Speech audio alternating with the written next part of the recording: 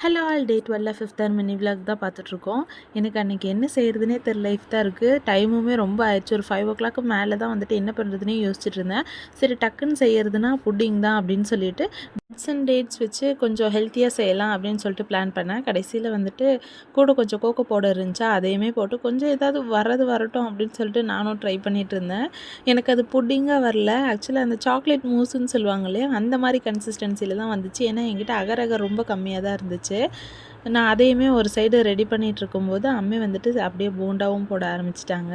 சூடாக போட்டு வச்சாச்சு. இதுவுமே கொதிச்சதுக்கப்புறமா மோல்டில் வந்துட்டு செட் பண்ணுறதுக்காக போட்டு வச்சேன். ஆற வச்சதுக்கப்புறம் கொஞ்சம் நேரம் கழித்து எடுத்து அப்படியே ஃப்ரிட்ஜில் வச்சுட்டு இஃப்தாருக்கு தேவையான ஃப்ரூட்ஸ் எல்லாமே கட் பண்ணியிருந்தேன். அன்றைக்கி மஸ்க்மெலன், சப்போட்டா அண்ட் ஆப்பிள் தான் வந்துட்டு கட் பண்ணி வச்சுருந்தேன். இஃப்தாருக்கு டேட்ஸு, அப்புறம் கட் பண்ணி வச்ச ஃப்ரூட்ஸு, கஞ்சி, லெமன் ஜூஸ் கூட அன்றைக்கி புதினா சட்னியுமே இருந்துச்சு. நல்லபடியாக அல்ஹம்துலில்லாஹ் எல்லோரும் இஃப்தியார் பண்ணி முடிச்சுட்டு தொழுதுட்டு வந்துட்டு சரி இந்த சாக்லேட் புட்டிங் என்னாச்சுன்னு பார்த்தா, டெக்ஸ்சர் வந்துட்டு நல்லா வெல்வெட் ஸ்மூத்தாக இருந்துச்சு. அந்த சாக்லேட் மூஸ் மாதிரி டேஸ்ட்டும் நல்லா இருந்துச்சு.